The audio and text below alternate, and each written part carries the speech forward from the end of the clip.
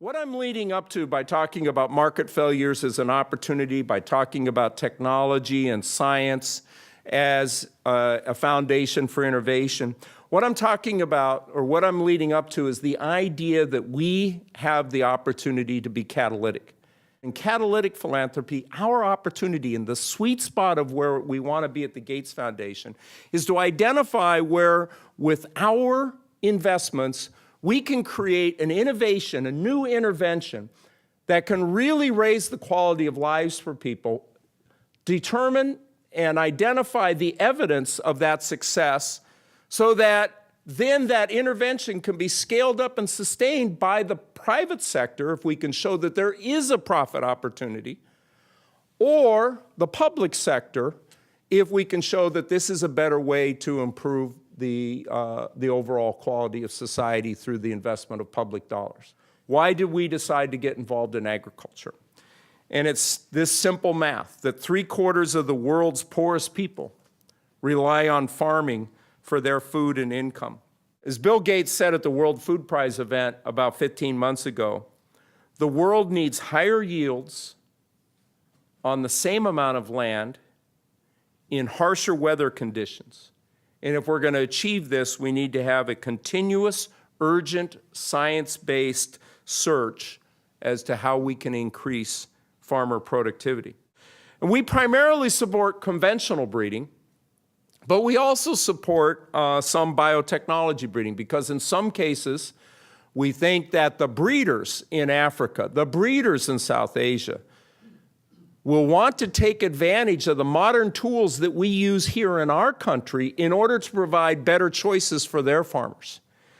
Whether that's for crops that can withstand drought, can withstand flooding, could withstand disease and pests.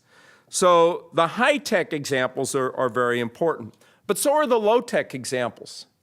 This is a product of a grant that we made to Purdue University. This is a $2 triple layer bag for cowpeas. Costs the farmer $2. What it does is the triple layer reduces the loss of the crop from pests. It's an increase, average increase per farmer of $150 a year. So $2 bag, $150 increase. So sometimes the solution is higher tech, sometimes the solution is lower tech. Recently, we saw that U.S. agricultural development assistance to Sub-Saharan Africa has gone from about $650 million in 2005 to about $1.5 billion in 2009. And the investment is coming not only from a foreign assistance or the developed world. In developing countries, you have CADP, the Comprehensive Agricultural Development Program in Africa, that was proposed in 2003, where the countries themselves would dedicate 10% of their national budgets to agriculture, and with the goal of improving annual agricultural growth by 6%.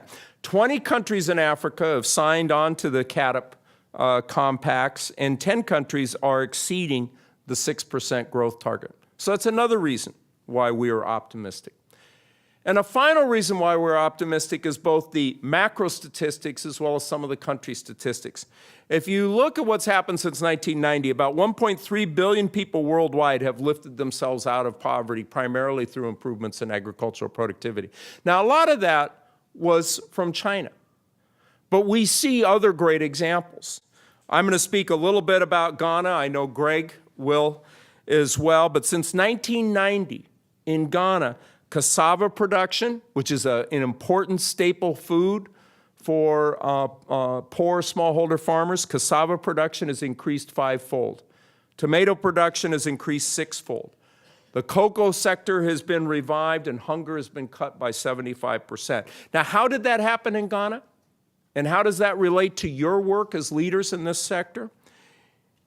It was a combination of getting the right developing country policy with the right macroeconomic reform, the right institutional reform, smart public investment, and an overall good policy environment.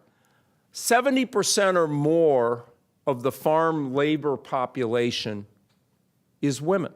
If you want to advance agricultural productivity, you have to make sure that women are included in the equation.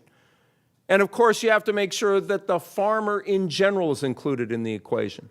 You have to make sure that their voice is heard, is a part of choosing the right varieties, the right kind of characteristics, the understanding what it will take in order to incent them to adopt these kinds of farm management practices. Because as I mentioned earlier, if you want to be catalytic, what you have to do is you have to make sure that you understand how the market system will scale up and sustain these kinds of successful practices.